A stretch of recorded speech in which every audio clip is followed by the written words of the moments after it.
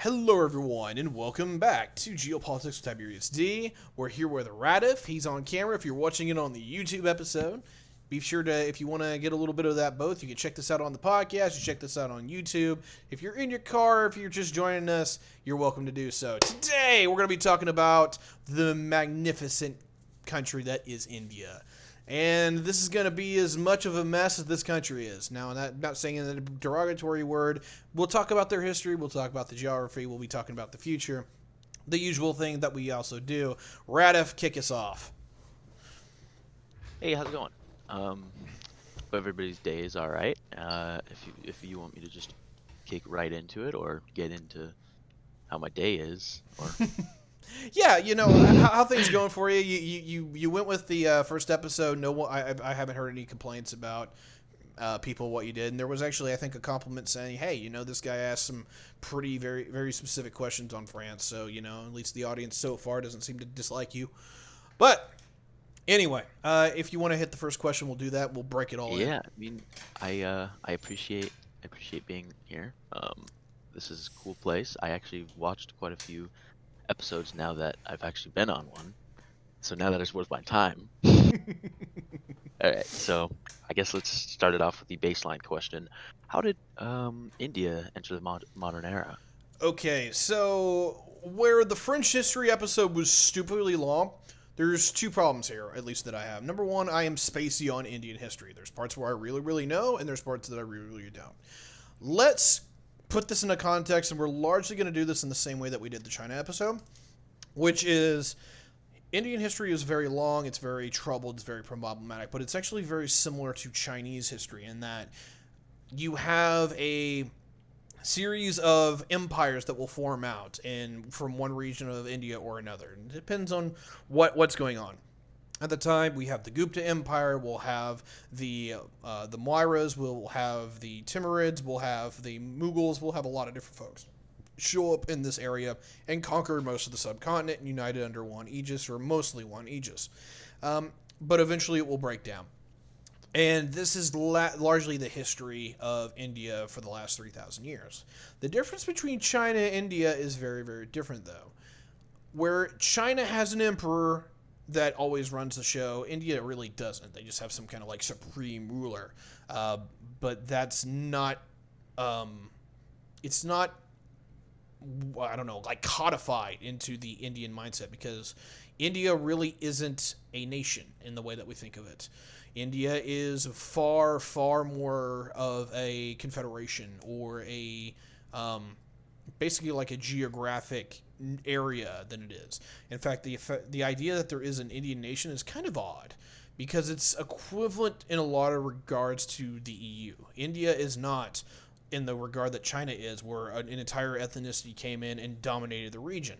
They've had numerous religious wars. They all don't agree on what religion to follow. Particularly the big discrepancy today is between Islam and Hinduism. There's also quite a major Buddhist sects in this region. The Christians actually did show up, and they've got a few enclaves here and there. It is a very multipolar, faceted region. And the idea of having an Indian... I don't know what the word is, like an Indian identity, is a little bit superfluous. There is a bit of a commonality here, as like a common history and shared heritage, but it's not Indian. It is Punjabi, it's Bengali, it's Hindustani, it is... there's so many different peoples here and different cultures with different religions. It is the ultimate blender of peoples.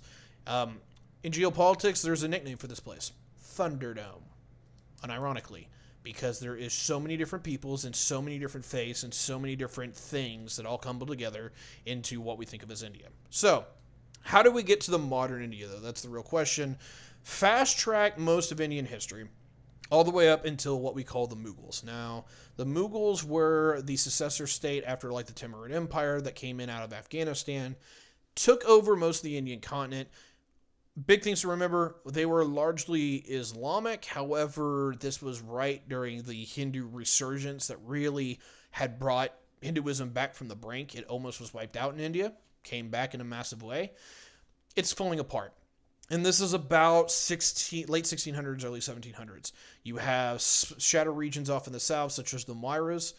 And what happens is that a big monkey wrench comes in, and that is the European powers. First Portugal at Goa, and then we'll see other people come in, the French, the Dutch, particularly the British. We're going to be definitely talking about Britain here. The fast track of this is that most of the European powers came in here and established different trading companies. The Dutch East India Company is very powerful here, although they'll be far more famous for their Indonesian possessions later. The French gets pretty powerful here, but the big one that everyone's going to talk about is obviously the British East India Company.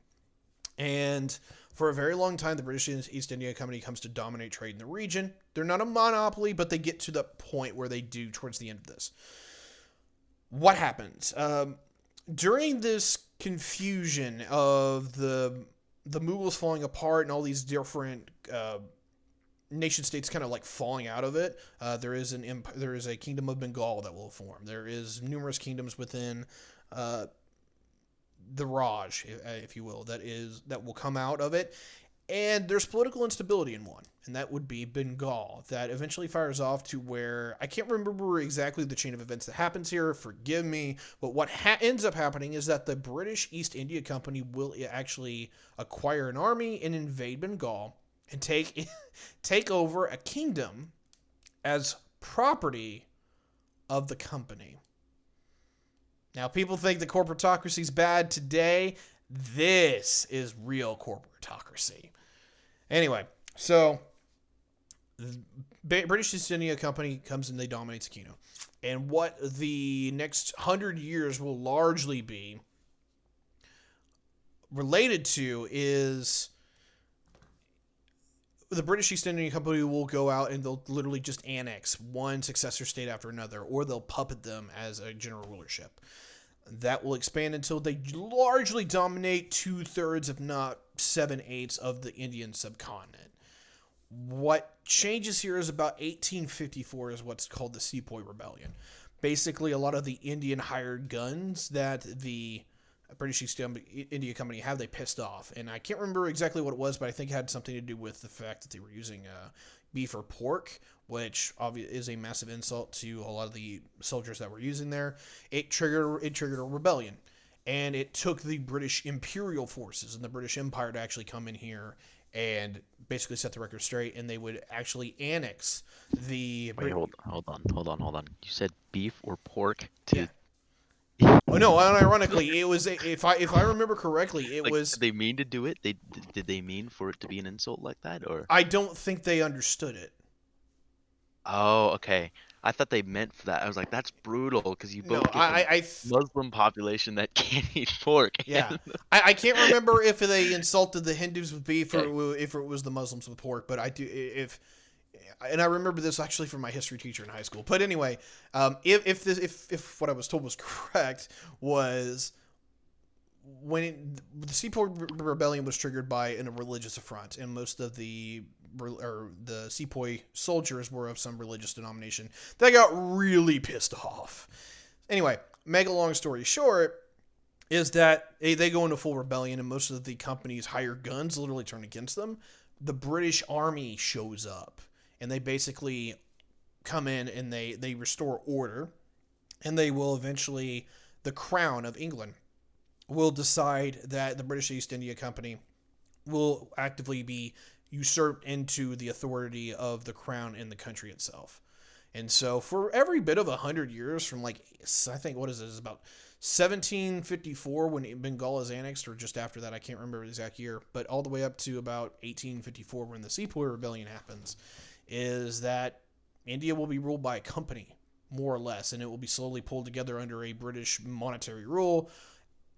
After the Sepoy Rebellion, the British Crown takes over, and from that point, it will be basically a British Dominion. They'll finish out conquering, and India, and they'll actually go into other parts. They'll fight 4 wars in Afghanistan to try to conquer that area. They'll flood into what we call Burma. Well, it used to be called Burma. It's now called Myanmar for some damn reason. But anyway, Britain's largely conquered by... India's pretty much ubiquitously conquered by Britain. Fast forward to World Wars One and Two. You have basically Indian separationist movement. They saw that Canada had been given autonomy. They saw that Australia had been given autonomy. New Zealand, they wanted to be on the list. There was a big conversation about, did they want to be a protectorate? Did they want to be home ruled? Or did they want to be their own independent nation? For a while, the home rule camp was winning. No one really wanted to be a protectorate. That's where they pretty much were. But there was a growing independence movement outright. It jumps after World War II to going independent. They didn't want to be a crown colony anymore. They didn't want to do that. And largely, this is the guy, Mahatma Gandhi, who is obviously very popular, reading the nonviolent resistance movement where, oh, what's that? They're going to attack salt? Cool. We're going to walk to the ocean. We're going to take out our drying sheets, and they're literally going to make their own salt. Gandhi deserves a lot of credit in history for being a guy who literally made the British basically like bleed monetarily through tongue in cheek. But on the other side of that, whenever the Japanese invasion came, he said, "Hey, look, you know what? We have problems here, but I believe in nonviolence." But he said, "Look, the British are way better than the Imperial Japanese, and we need to help them." Credit to his force. He is probably the biggest reason India didn't go in a rebellion during the World War II, and he needs to be rewarded for that in history very, very much, which I don't think he is to a large degree. I'm not going to comment to what I just saw in chat. That's disgusting. Anyway, so India obviously the Allies win, and India is basically promised that they will be an independent nation after the war is over. And the British largely honor it. They're gone by about mid-1947. Lord Mountbatten is the British viceroy, and he basically just picks his crap up and leaves. The British tried to give the Indians basically some kind of mega or home rule government. And to some degree, they succeeded in that. Everything didn't go flying off the hands immediately. The problem is the country basically dissolves into civil war immediately. And it was not out of the fact that the British did anything horrible or mismanaged anything. The big religious conflict between the Hindus and the Muslims blew up in a big way. I'm a little spacey on my history here, so I hope my audience can forgive me if I miss something here. But the general theme that I've picked up is that the person who will eventually lead the formation of Pakistan is both a leader and an instigator here, because he does not believe that Pakistan should be part of India, that the Islamic followers should not be, and it basically just boils down to civil war. Now, I'm not here to demonize the Indian government, I'm not here to demonize him any more than I am the Indian government. Everyone gets pissed off at this. Everyone basically draws battle lines, and it turns into a 2 to 3 year civil war where eventually people will agree after something like 20 million deaths that Pakistan and India will not be the same countries. To keep in mind the historical precedent of this, India is named for the Indus River. The Indus River is in Pakistan today. So the idea of India really isn't a true thing. Just keep that in mind for their history. But this is largely how they enter. Yeah, I know you got a question, so I'll give it to you in a second. Fast forward India. India has largely just been this ever-going conflict between Pakistan and India, and now China has been getting more and more involved as the years gone on. That's how it enters the modern age. It's a British protectorate that eventually will break free. That's where we are now. So go ahead, Radif. So there's a lot of things to talk about here. I don't know if you missed the Poppy War, but yes. If you could talk about India and the Poppy Wars and how that changes their relations with China and how that shapes the British government intervention in India, that'd be great. Yeah, you're not wrong here. Okay, so what the Poppy Wars are, although this is a little bit more of Afghanistan history, is that the regions of Pakistan and Afghanistan are really, really good for growing poppies. And the British were having a problem with, obviously, comes from that, opium. Well, at the same time, they're having a lot of problems with China. China will not export tea and not import anything else. They don't believe in free trade. They're very protectionist. So the British are buying oodles and oodles of tea, and they're literally depleting the silver reserve for in Britain. Like they're literally running out of silver to send off to China to buy their tea. So what the British do is one of the most horrific things in geopolitical history, where they take all of this opium and the poppy problem and they actually become the world's largest drug organization, where they send the opium to China by trying to smuggle it in, and then actually after the opium wars happen, yes, it's literally called the opium wars for a reason, is that after the first opium war, they will actually get concessions from the Chinese government to actively import it on purpose. And they literally, the British government becomes the biggest drug cartel in human history. Oops. To say, Okay, yeah, so to say a long story short, though, while this is a bit more British taboo and British faux pas, there is actual holdovers from Indian and Chinese relations that are strained to this day because the Indians were complicit in supplying the opium, which is a little bit of a heavy sell from the Chinese. But go ahead. okay, so there's something else that was kind of brought up that Mm-hmm. I don't think you quite covered. One thing is that you didn't really talk about Christianity's effects on Britain. I mean, sorry, on British Raj. Sure, I'm gonna admit a little bit of an area of a historical blackout here. There is problems when Christianity comes up because it's just adding one more religion to the fire. There are people that are devout Christians to this day in India, and obviously the British sent missionaries to be there and be involved. The problem that I have is I don't know specifically what major events happens regarding to that. Um, a lot of Indian history, at least the highlight reel. I'm sorry, I'm only like an intermediate level expert when it comes to Indian history, if maybe still a beginner, depending on. Is The highlight reel is largely the involvement between the Hindus, the Sheiks, and the Muslims, and having all the other people in there. While there is particularly Buddhists, the Buddhists largely will expedite themselves into Southeast Asia. This is obviously Thailand, Vietnam, that kind of thing, and obviously into China. And the Christians will come in, but I just don't know the levels of significant roles they play. I'm pretty sure the actual amount of practicing Christians in India is no more than 30 million out of a country of 1.4 billion. So I could double check that. I apologize if I'm wrong, but I do admit to the audience that I'm not 100% certain in my grounding here. So, Radif, if you have another question, feel free to do so.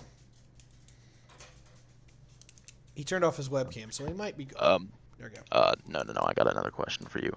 Can you please, like, there's multiple Pakistan-Indian wars. Can you please separate the three of them, and if you could, like, the importance of each one? There's a bit of a problem here. Again, history is a little shoddy. I'm more of an expert in Western Europe. I get the general geopolitical situation. There is three wars that Pakistan and India will fight. Largely, it is over the province of Kashmir. However, I am not particularly knowledgeable of what gains and losses are made here. But what I am aware of is that where we get to today is largely derived out from these three wars, where the current border is. Pakistan claims most of Kashmir. India claims most of the Pakistani side of that. Right now, it's in India's favor, and India was largely able to use its numbers and its sheer mass to more win those wars, from what I'm understanding. But they were extremely bloody, and it is one of the worst topographies in the region. Okay. For most people who do not know, Pakistan. I'm sorry, Kashmir is largely a very hilly and mountainous area that is cold compared to the rest of the continent. So when you have people that are used to monsoon conditions, and when I see like 80 degrees plus on all year round, and then you send them up into basically what is the mountains of the Hindu Kush, is that they do not operate very well here. And this is the same for Pakistan too. Most of Pakistan is a semi-arid desert. We'll be talking about Pakistan probably in the next episode, so don't worry about that. But Yeah. the wars are important. The exact gains I cannot speak to, and I apologize for that. Okay. Okay. Um, let's talk about how multi-ethnic tensions have boiled over in the modern day. If you could please highlight maybe some, attacks and maybe some kind of subjugation from the modern government of these peoples, such as Sikhs and Muslims? Okay, so there is a massive issue here with the way that all this breaks down, and it's not in the same way that a lot of us Westerners are accustomed to, because you have. I kind of iterated this before in the opening. Hi, Buck. Good to see you. Sorry, my dog's being very antsy. Get down. There is religious culture, there is religious subdivisions here, there is cultural subdivisions here, and when I mean cultural, like ethnic and cultural, as in you have people who speak completely different languages.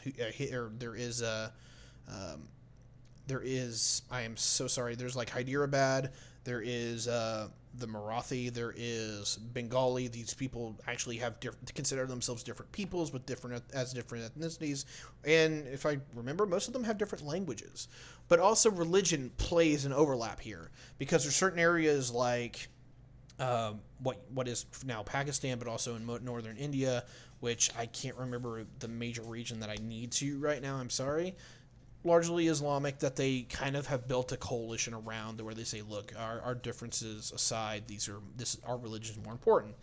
Most of India's kind of followed suit with that. The religion is the big player here.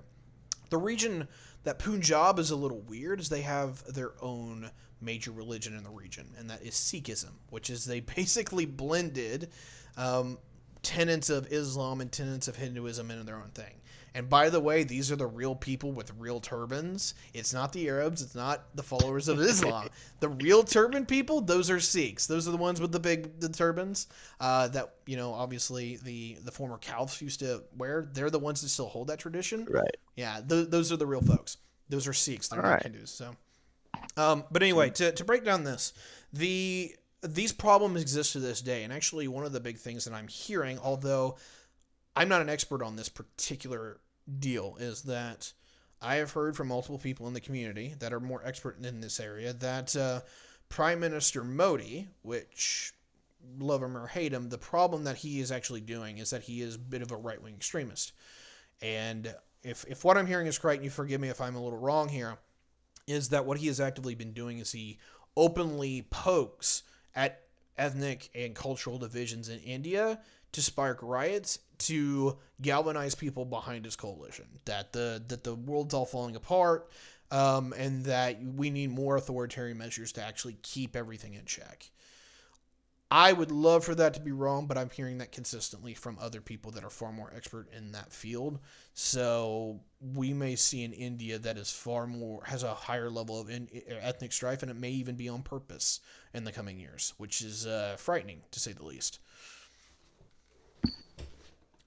Next. Okay. Um, let's talk about India and its relations with its neighbors.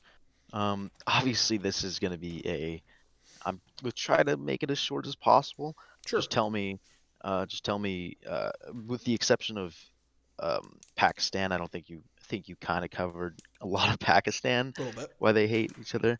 I think Pakistan, we can also cover that half of that in Pakistan video, so I'm not quite concerned about that. But if you could you talk a little bit on the relation with Myanmar, Bengal, Nepal, and maybe Afghanistan and China? Absolutely. Yeah, I largely agree that we covered at least the basics of the Indian Pakistan alliance, or not alliance, excuse me, absolute opposite of that, rivalry. Yeah, it largely is like two common identities that say we hate the other guys, right? So there's just no understanding there. However, there's some good news in that a lot of the rivalry has simmered down quite a bit since the 1980s, because back in the 1980s, both the countries acquired nuclear weapons. The good news is they haven't actually had a major conflict since, and even like high level skirmishes have been largely off the board. They're both kind of afraid that basically people turn into radioactive vapor if they really screw with each other too much, and there's kind of been this passive standoff that's developed. The problem today is that there's people that have been kind of egging it on to make it worse. We'll talk about who that might be here shortly. The next person on the list, we're going to hit the two little substates here. There is Nepal and Bhutan. Nepal and Bhutan are largely Indian quote-unquote substates that were never brought into the British Raj. They just never got around to it. The The good and the bad here is that it's largely used as like a continuous buffer against Tibet, which is now part of China. And they're largely just kind of seen as intermediary zones. And let's just be honest here, these are not regions that really these governments care too terribly much about. It's an effective buffer zone, and it's very, very mountainous. So doesn't really hurt anyone to not controlling this region as long as the other guy's troops don't show up. So let's talk about the big player here, and that would be China. Now, for a very long go ahead. Hold on. Could you please talk about Bangladesh, and could you please talk about Myanmar? I ain't there yet. That's you just.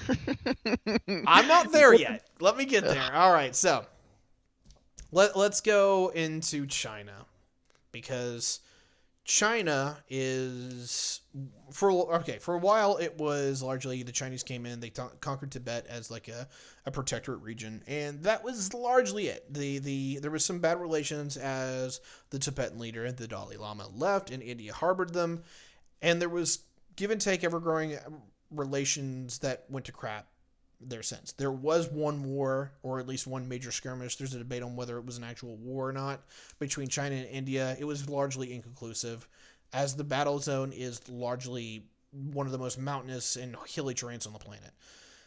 A lot of people say that China won that war. I think that's a bit of a stretch. Yes, they made like a territorial game where they forced what they wanted, but they didn't really get anything of real quality to some degree. The problem is today, what relations are, is that in the last 20 years, the Han Chinese have actively pushed people in the region. They're actively trying to turn Tibet into a Han colony, or if you will, just a Han-driven group outright. And China has gotten very blatant with its relations with India. Most people, if you're paying attention to any world news right now, there's a lot of conversation going on about the Tibetan water resources. Because what happens here is that most of the rivers that flow into India, thank you for the follow on Twitch, is most of the, excuse me for just a second, I apologize for that. Most of the rivers that flow into India come out of Tibet. Now, some of them are literally just right there on the border where they flow off mountains, obviously as runoff, and then they build up into India and they become into the Ganges and the Brahmaputra River. Can't remember if I probably butchered the crap out of that. If you want to ignore that. If you want to correct me on that one, I apologize. But there's two major rivers. I don't even want to take a pick at it. That sounds okay, horrible. Fair enough. All right, fair enough. Anyway, there's two major rivers that flow into India. One of the big ones, obviously, the Ganges. The Ganges starts in certain places in Tibet. Some of it's Nepal, some of it's Bhutan. But there's a massive part of the watershed in there. And then the other one is part that will eventually merge into Ganges in what is the Bengal region, which is actually now Bangladesh. We'll talk about that here shortly. Long story in that is that the Chinese have been building dams on some of these watershed rivers and controlling the flow of water that goes into India. India uses this from everything to agriculture to basically maintaining their civilization. India is not happy for very good reason. This is usually the kind of thing that starts wars. And the general consensus within the community that I talk to on geopolitics is that there is a very high risk that we could see large-scale conflicts boil out between India and China over the next 18 months. This is not something that is things that get passed over in diplomacy. This is the stuff that people go to war over. Turning off the water is never a nice thing to do, especially if you don't have an agreement for it. And these countries are now eyeing each other to go into open conflict. I am not worried about American relations. I am not worried about Russian relations. If there is anyone that I'm actually scared of, two major powers or two regional powers on the planet going at it, it's now China and India. This will be something to be concerned about. So we'll talk about that here in the future. Okay. Let's get the other two. Bengal's, or I'm sorry, I want to call it Bengal because it's it largely is Bengal. This is embarrassing. This is getting embarrassing. Come on. Leave me alone.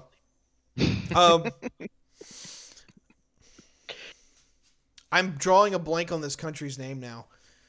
Do you want me to help you? Yes, Bangladesh. Help? Okay, anyway. Yeah, we're going to talk about Bangladesh. Okay. Actually, Nagorno-Karabakh, by the way. No, no, no, no, no, no. That's not what I'm talking about. That's Armenia and Azerbaijan. Get out of I here. know, I know. I'm joking. Yeah, Just, you're terrible. just go. All right, so Bangladesh was formerly known as East Pakistan. They were one of the Islamic areas that actually broke off, and it was really, really weird, as you had Pakistan all the way off in the west that was largely cohesive together, but the area of Bengal was largely Islamic, and it was split largely half and half.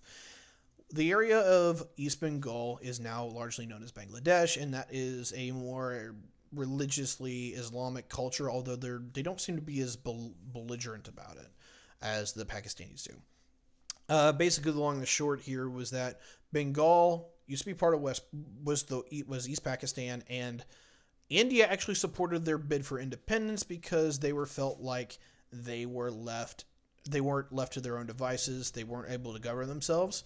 And so India's just like, hey, look, we don't want to fight you. You guys seem to be a lot more nicer about how we're dealing with this. If you want independence, we'll support you. And they did. And I can't remember what year this is. I'm thinking like 1973, 1974, they break away and become their own independent nation. Itty bitty problem here.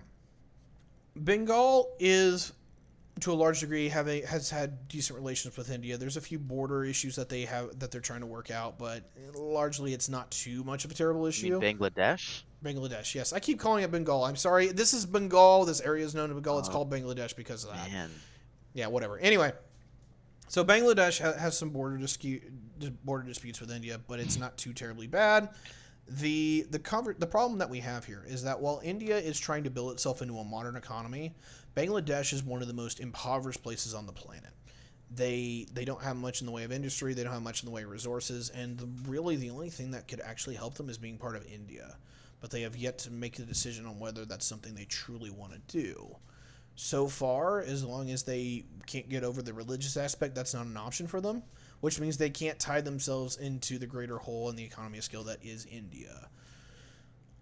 If that changes, that's a conversation to be had at another time. But until that does, without access to a major amount of resources, without foreign capital to actually come in and invest in this area, which there's very little, most likely is going to be the case, is that Bengal will sit there and they will flounder. Or sorry, Bangladesh will continue to flounder. I apologize for doing this, but that's literally the region. I will probably call Myanmar Burma a few times here, so get ready for that. Anyway, let's get to the last neighbor on the list, and that is Myanmar, formerly known as Burma for like 2,000 years.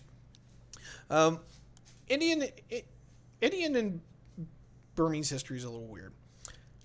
They are largely divided by one of the most impactful rainforests on the planet. It's very, very dense, and also it is very hilly and mountainous in one area. In fact, the area around Rangoon is pretty much completely insulated from India itself. I can go into a lot of details here, but largely where the border is to a large degree is done for geopolitical reasons. They're not integrated to any major level in the way they are. So the border makes sense, and the relationship really is not much of one to concern with. At least I don't remember any time in my lifetime where Indian and Myanmar relations have ever crashed, where there was a major thing going on. I'm sure there's things below the belt that I haven't seen on the major headlines list, that are on the other headlines list, but that's probably page 6 news kind of thing. And I am not an expert to comment on that kind of thing. So I do apologize for not being super omega expert when I talk about India, as I don't know all things Indian, but I mean, I am more specialized in the West, or at least the major powers. We can't expect you to be as good as Radiv. True. Anyway, so No, go ahead. unless you have more to add. Then I would largely say that I do not expect in any way, shape, or form for Indian relations to ever be bad or extremely good with Myanmar. The long conversation to be had here is that they're basically insulated very, very well from each other, and there's no reason to get in each other's face. So this is going to be my little assist into the next topic, but this follow-up is kind of a gradual. You're a little hard to hear. You've turned down quite a bit. Okay. You hear me? Hello, hello, Yes, you're hello. better. I'm Thank not you. talking to myself. Okay. So, this is going to be for the next topic. This is going to be us leading into the next topic. But how does resource scarcity affect how the Indian government rules? It's a mess, to say the long story short. You talked a little bit about how water scarcity has affected Chinese-Indian relations. Yes. Could you please talk about how it has affected, and if you could you please add on to that how that the recent massive farmer protests have anything to do with it? Okay. This largely gets in the geopolitical section, or I'm sorry, the geography section. So we're gonna just jump into that. Yeah, okay, Okay. Yeah, that's why that's no it's problem. leading to it.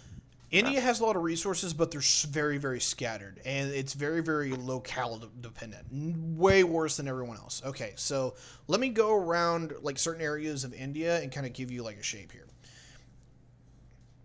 Actually, before we do that, let's talk about the general climate of India real quick first, because at least this is pretty ubiquitous. The vast majority of India is part of what we call the monsoon. And the monsoon is a really weird weather pattern that is largely just particularly only affects India itself. Can you please get down, buddy? I love you. Please get down. Anyway, I think I'm good on my chair. no, I I'm don't want to get talking down about from talking to my dog. Thank you. Anyway, so the monsoon is for basically 4 months out of the year. It rains, it pours, and it never stops. And this is largely a heat convection current that comes out of the Indian Ocean and dumps metric tons of water onto India. They'll literally get something on the order of 120 inches in 4 months. It's a lot of water, and it makes everything lush and it blooms, and it turns basically the entire subcontinent into a rainforest. The problem, once it stops raining for the other 8, and it turns into it. By the time it's over, it's a semi-arid desert. Keep in mind the average temperature of India. Almost every day, from top to bottom, it's over 80 degrees. It is hot, it is humid, it is wet, or it is hot and dry and arid. That's basically the Indian climate in a nutshell. Now, there is some really good parts and some really bad parts here. The good part is that particularly the Ganges and Indian Basin, or the Indus River basins, they get enough water to where they can grow crops consistently. But on top of that, it's so warm because it's so close to the equator, they can grow crops all year round. And that's actually true for most of the continent outright. The problem is that most of the rest of the subcontinent can't do it because they don't have water. Everything just dries up. The Indus and the Ganges can. And this is actually one of the areas that will generates more food per hectare than any other place on the planet, solely out of the reason that they get pretty much 2 full growing seasons. The problem with this is that normally when you have a advanced complex river system like these, you would see immense capital generation because you would be able to put everything on a boat, ship it up and down river, and be good to go. But the Indians had to make a trade-off. To grow all the food that they had to, they basically dammed up the Indus River on an industrial scale. I'm sorry, not Indus River, the Ganges River, but also the Indus too on an industrial scale, and they basically turned it into what the Egypts did with the Nile, where the Egyptians have a consistent flow of water. The Indus does not, and the Indus and the Ganges will dry up as the season goes on because it's not getting the rainfall. Basically, the long story short here is that during the monsoon season, the Indus and the Ganges basically overflow their banks. They flood out the region, and you can't ship anything from A to B because it's basically a torrent. On the other half of the year, the other 8 months, there's about a window where you can ship things very, very well. And if you get satellite photos, the river's constantly busy.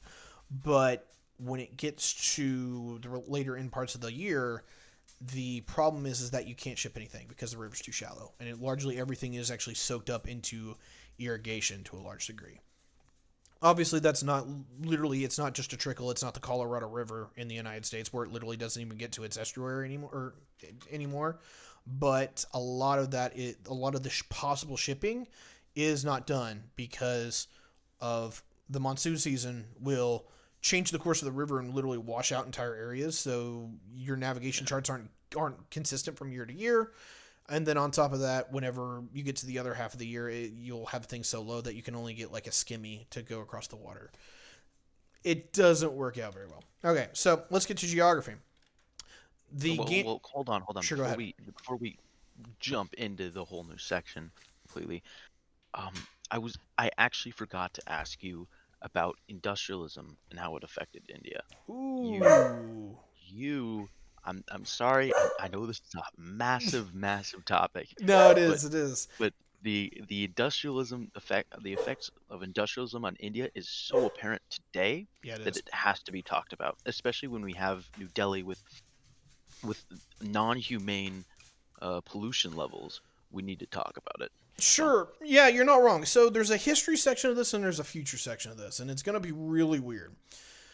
The history section is obviously industrialization in India starts with the British Raj and Britain coming in. And a lot of it is the British will come in, they'll build railroads, and they'll try to tie in areas to link that they can either get people to move around and resources to capital to go. The good thing for India is that the railroads largely get around their locomotion problems when it comes to the river system. So it is really, really good for that. But as we'll get into the geography section, it's really, really hard to connect India because of its topography. We'll tag that here shortly. Anyway, railroads were the really big thing. This is actually what enables India to be any kind of major power at all. If it wasn't for railroads, they'd be screwed. So, industrialization. Now, there's a level I can go into to detail, and there's a level I can't. The details I can give you is that the British did help industrialize the region with certain factories. There was a little, like, scooter car. I don't know how to call it. It was basically a small car with a machine gun on it that the Indian industry pumped out something on the order of like 30,000 of for the British Army back in World War II. There was access to levels of industrialization and jobs. Now, if you argue with the evil leftists, they'll tell you that India was extorted and whatever, and there's a little bit of argument to be had there. well, actually, can I talk about that extortion a No, little bit? stop it! Stop interrupting my show. No, Tiberius. One thing about the railroads, and Mm-hmm. this is the only thing I'm going to add on this. Railroads were also used for genocide, as far as what happened when the Pakistani and Indian border split, right?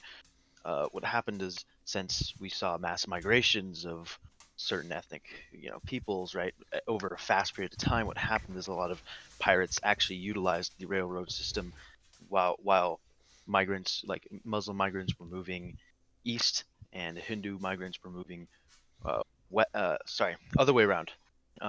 They pretty much killed them and massacred them.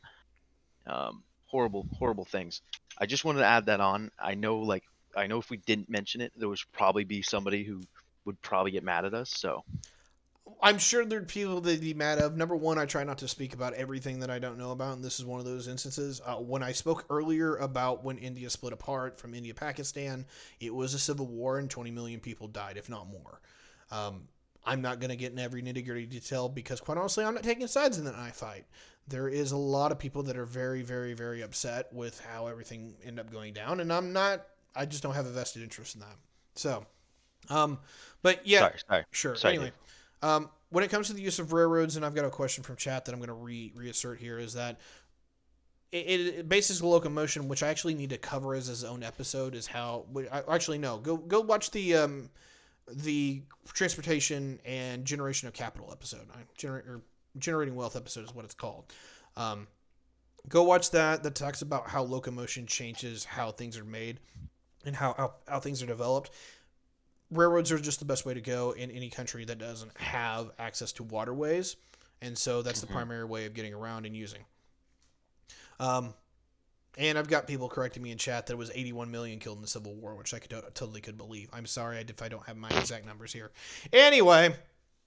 Pathetic. Right, yeah, underscoring it by a factor of 4. I've heard a lot of different numbers. I've heard as much as 200 million people died, which I think is probably a little shot. The thing is it's how you identify it, right? Like, people always make the claim 200 million killed by communism. Like, yeah. Yeah, it's just there's levels where we confirm, and I know that there's definitely confirmed that there's at least 20 million people that died in the Civil War. Okay, let's get back to this. We're back to geography, right? Okay, chat's just screwing with me. I'm just ignoring chat from this point now. Wait, wait, wait, Okay. wait, wait. Hey, Tiberius, you Yes. don't have to cover the north, and you don't have to cover the far east. Ish. All right. So we covered the climate. We're going to talk about the major river basin, which is the Ganges River Basin, which I keep bringing Indus into this because I kind of think of Pakistan as India. But hey, whatever. Um, the Ganges River Basin is largely a giant river valley that sits between the Himalayan mountains and what is the I can't remember the name for this. It's a level of highlands that sits in the center of India, and that it runs pretty much throughout most of all of central India. It's a very fertile plain of some sorts of river basin where people grow massive amounts of food. It's actually the area where I talked about. There's more food grown on here per hectare than anywhere other place on the planet, and it makes Indians very, very populous because they have a lot of food to eat. The problem is because of their capital issue, where they don't have the river system to ship this in bulk. While they have trains, it's still incredibly hard to ship that much in that degree. And so every piece of capital they have is dropped into infrastructure to maintain getting that food from A to B, which means that India had, for all of its history, even before trains, was is largely, excuse me, I hate you, Radif, in chat. Anyway, a lot of history is largely just high population and extreme poverty because they have an enormous amounts of food, but they don't have the ability to generate the capital that like Western European nations had been able to because they don't have the river systems that are integrated where they can float everything. It's even worse than the Chinese systems by far. So India's in a really bad place when it comes to their geography in that regard. Their geography handicaps them to a big degree. Let's move out into the other regions, though.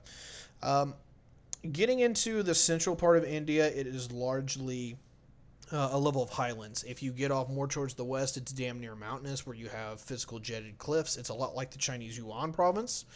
And then you get off to the east, where it kind of slimmers down into more of like a plateau or a plain. But basically, in central India, the more westward you go, the more hilly it gets. Southern India is all kinds of microcosms of geography. You've got different valleys and systems. You have levels of highlands here, and this is where southern India becomes one of its major players. And I didn't cover this in the history part, but usually there is a massive geopolitical struggle between the North India and South India because these highlands break off these two more geographically centric areas on how these areas can operate. And so what you'll have is everything in the Ganges River from New Delhi all the way down to Bengal, they can coalesce into a major political force because they can get around at each other. But southern India is hard to get to, and that's usually either the first players to break away or the first rival that comes out for India. And you'll actually have a few people that will come to dominate most of the continent out of the south too. One is I can't pronounce this right, is the Vajarans, which are a massive area of traders that are basically built up by, I think it's the Tamils, but forgive me. Southern India is its own entity to itself, particularly around the southern tip coastline. It's very, very active in shipping between one place to another, and actually is pretty good at generating its own capital. This is where one of the major trader kingdoms of Indian history comes from. They actually get this off the ground twice. It really takes off during the era of Muslim trade, and you'll actually see Islamic traders and missionaries come from here, and they'll go all the way to Indonesia, which is why Indonesia is actually one of the world's is the most populated Muslim country on the planet. We'll get all the way up to now to the Pakistan border region. It's largely semi-arid throughout most of the year. The monsoon doesn't sweep up into here near as great, and then this gets into the areas of Pakistan, Afghanistan, where it's basically a semi-arid desert, and the only real rain that comes through here is either what comes up through the upper parts of the monsoon, and what river comes down from the Indus River Valley. So it's a lot more arid in this regard, and it's a lot harder to police and really get at. There is not a lot of what we would call civilization in this area. It's very sparsely populated. It's not much of a note, at least for right now. Now, if somebody can change that around with some kind of like geoengineering, that's a whole other conversation. Okay, that's the geography in a nutshell. Um, you were talking about resources. India has a lot of resources, but they're all independently dispersed. I gave you like kind of these general like plot lines.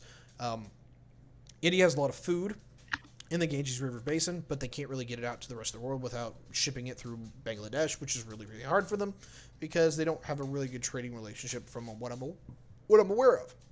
And obviously because they can't ship it downriver, it's also a problem. I know, dog. I know you want to go outside. Anyway, the the part here is concerned is that southern India is actually the place where things can really happen. There's parts off like Bombay where they have ample access to the sea and they're able to basically interface with the wider world. This area imports in a massive amount of food, but also imports a massive amount of capital. It's one of the most rapidly growing places on the planet. It is a very, very urbanized city, and actually, if trends continue, it will actually outgrow Tokyo within the next 20 years. So it'll be very, very. It will be very, very interesting to see where this goes. However, that gets into the future section, which doesn't look the best for India. Um, Okay, well, yeah, the long and short here is that India has most of what it needs somewhere on the continent, the subcontinent. The only problem that they have is that they don't have a ready access to oil, which is why they've actually been making inroads with relationships with Iran. And they openly stated that the moment the Trump left office, they would start buying oil from Iran. We'll see how well that goes because Iran became a new oil importer during the Trump administration, and they may have their wells not be able to turn online. The real conversation, though, at least for me, is just what happens with water rights. But we already talked about that, so go ahead and follow up. all right. Thank you, thank you for clarifying on all that. That was great. Really excellent stuff, right? Thank you so much for your faith and your trust. Um, No, let's see how much you're welcome back. I know, I know. That's what I'm thinking. That's what I'm thinking. I'm just like, okay, off topic. But we talked about earlier. How does this new age? We've kind of briefly talked about it in France, and I know we've mentioned it in other podcasts as well. But how's this new age of imperialism that you think will be sought out across the world? How will this affect India? And I know this is kind of diving into the future section, but this is No, this is I was hoping we were going there. We're at 52 minutes, so I was hoping to close out here very soon anyway. yeah, yeah. So the future of India is both looking really really good and really really bad. India is in a situation to where it has really very little resource problems. The only thing that has to go out and get is oil, and it's really, really close to a region that has it. India has a navy that can go out and get it. It has an army that is actually competent and practiced and knows what the hell it's doing. That's the good news. Also, or I'm sorry, that's largely the good news. The one other thing here is that it's got a very stable population demographic. It has a lot of kids, a lot of young people. It has a consumption-based economy. It can import and buy anything it wants. There's a problem with that too. The good news is that it's largely set up that it doesn't have to rely on anyone for trade outside of like a resource or two. The problem here is the opposite side of this. A lot of India's success in the last 20 to 30 years has been imports from the wider world, particularly capital. This is, your house being, that 2-3% mortgage, that's been spurring the brick boom. And one of the bricks is the eye is India. India has been tremendously empowered by foreign capital flight into that. And unlike China, they're doing it legitimately. They're not using like MMT to screw with their economic doctrine. It is legitimately for profit, built out business. And that's a good thing for them. The problem that I'm seeing in a world that it becomes more neo-imperial is that while India doesn't have to rely on anyone else to get most of what it needs, it doesn't have the ability to generate capital in the regard that everybody else does. And so a lot of this is going to be kind of fall on its face. There will be things and institutions that will continue to exist in India, but it may actually go in reverse to worst case scenario. Actually, no. I would say unless it's the best case scenario, India will probably see it return to poverty in a massive way. A lot of the gains it has will probably either stymie it out or it may even reverse. There will be a rich aristocratic class that will be billionaires in India. I have no doubt about that. That's most of Indian history. But the average person it has a very high chance of going back to the world poverty limit, which used to be $2 a day or $2.50 a day. If you just account for inflation, there's still half the population that hasn't escaped that, and it's probably in a neo-imperial world going back to 2/3. That sucks. I wish that wasn't the case, but unless India can figure out how to generate capital in a new and profound way, it means that they will be there, they will be a strong regional power, and they'll be able to manhandle anyone in the region, but they will never have the state-of-the-art thing or the fanciest roads or whatever. It will be a land of many people, but poverty and despair, and that really sucks. And I wish India could turn the corner, but I just don't see their geopolitical future lining up for that. They need a financial capital backer that can generate capital, and that means something from like the United States, which there's a possibility that the United States would ally with India against the Chinese, and they'd be the most worthy person to do that. And so if you see a China that becomes a lot more belligerent and a lot more anti-American, which the Biden administration is now openly showing that they are not going to play ball with the Chinese. So I don't think any American administration is going to be Chinese friendly anymore from here on out, is that if China doesn't implode and there's a Cold War, expect that the Americans and the Indians are going to get very friendly in a very short order. So that could actually be a massive boon, because the Americans and the Indians are actually in a very good situation to have a mutually beneficial trade agreement where you can have a Made in India program. Not that I'm a biggest fan of this, as personally myself in my political doctrine, but it'd be a lot better than trading with China, and that very well may be where the next level of investment in the world comes to. So, Go ahead. So actually, you brought up an incredible point at the end there. I was about to ask you, how do you think the United States will possibly utilize India to cut dependence on Chinese goods? And if so, do you think how will this affect the Indian economy? There's a yes and a no here. If the Americans continue to look at China as an adversary, and they wish to engage with China, where they don't just cut ties and run, which is possible because we're on a complete other continent, and quite honestly, the Americans seem not to care about world affairs anymore. I'm just being honest. The Americans want the Americans. No. The polling actually indicates that, which sucks. But The Americans on a general level are looking at themselves and are like, look, we got to fix our own house, which is fine. And they're looking, and if you actually look at most of what the corporate interests are right now, even the corporate community is saying, in the world of COVID, in the world of insecurities that are coming out, where they're seeing that now in all their data charts, that it's probably better to build and buy American. And the only people that they really are interested in engaging with on a trade relationship is Mexico. So there's levels here where most likely, if there is a relationship with India, it's not going to be nearly as integrated as the Chinese one was. So there's levels where that doesn't benefit India. However, keep this in mind, though. The only thing that India needs from the Americans is their money.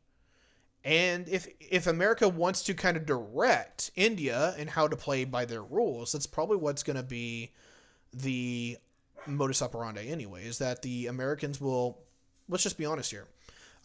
If you're part of the business community, or if you are a person that is an investor, if you want to make a lot of money really quickly, you can invest in India, because the rates of return here, even though I expect it to go higher in the times to come, is 2-3%. And while I think that will go to 6, 7, 8 in the coming years, if you invest in India, you can get 15 on a simple loan.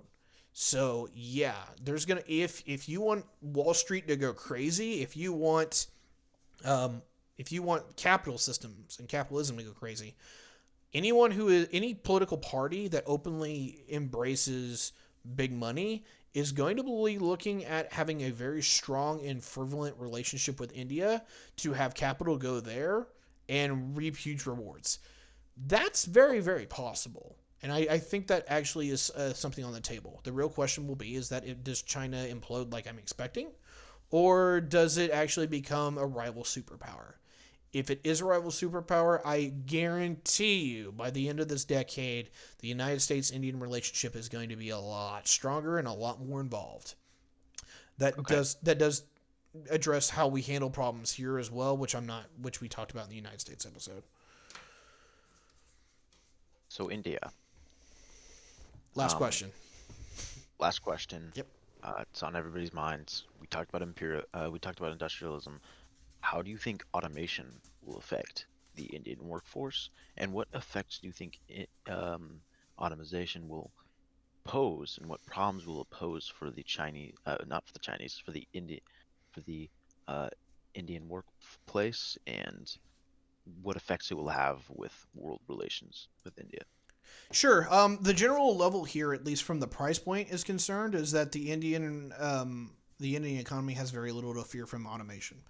There is points where it can use automation, but it really doesn't need to. It's 1.4 billion people. A lot of them are young. Literally 800 million of them, I think, are under the age of 40. So there's plenty of people to work. There's plenty of people involved. And just remind you from that note that I made again earlier, this is an area of extreme poverty. Some places literally don't make the equivalent of $3 a day, which means their wages are in the floor. So, yeah, it's actually not worth building the machines to automate when you can have, I hate to use this term, slave labor wages. It's not, I need to do an episode on wages entirely by themselves, but the general point here is that these people literally don't have much of a pot to piss in.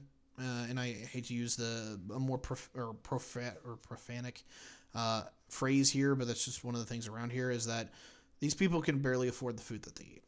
And I sympathize with that. However, that means that whenever it comes to their economic development, getting a job for them and having people invest in them is very similar to what we saw in Mexico 20, 30 years ago, where their wages are absolutely in the floor. And it's absolutely worth to invest in them so they can actually start building out into an industrialized society. So I don't think the Indians have anything to worry about from automation. In fact, they're one of the few countries that really are seriously competitive with automation. It will be what happens 30 years from now if they industrialize. All right. Well, thank you, Tiberius, for coming on my channel. Uh-huh. Really No, but I do enjoy that me and you both mix up China and India for some apparent reason, because it's just so easy to. 'Cause, yeah, I think that's my final question. I could ask more questions, but we look perfect on time right now. So how about we call it? Yeah, And we're at 103. I'm sorry, an hour 3 minutes, guys. I thank you all very much for joining us. Whether you are on the Twitch, whether you are on the podcast itself, and one thing that I am going to do that is different for this episode is that I'm going to ask you guys for your support. If you like what I am doing, if you're on Twitch, you can hit you can throw me a subscription. If you see the donation button down below, that actually really helps. But if you are in the podcast, if you really like what we're doing, or if you're watching this on YouTube, I will provide links below for my donation things. And look, I'm asking you not because I think that I'm charging for this, but I'm looking for sponsors and I'm looking for people to help me do this, because the more that I do this, and if I can make money at it, which I used to do a lot more on Twitch for the talk show, is that I can focus more on this and get you guys reliable content. I'd like to do 5 episodes a week, but I need time to do that. And if I'm, doing my 9 to 5 job, then that's a lot harder to do. Operation Madman, thank you for the bits. We love you. Great to have you. But yes, if you're willing to help me, if you're willing to throw me even $5, I literally get 95% of it. So it works very, very well for me if you use that. So there will be a donation link in the description if you want to throw me a little cash. If you want to remain anonymous, just make sure to type in anonymous. If you want, I will happily plug in patrons at the end of the show. Thank you very much for listening. Wish you all a fantastic day. I'm losing my fantabulous. I tell you, I wish you all a fantastic night, a fantastic day, whatever it is you're doing, and we'll catch you on the next episode. I've been Tyberius D with Radif for Geopolitics with Tyberius D, signing off.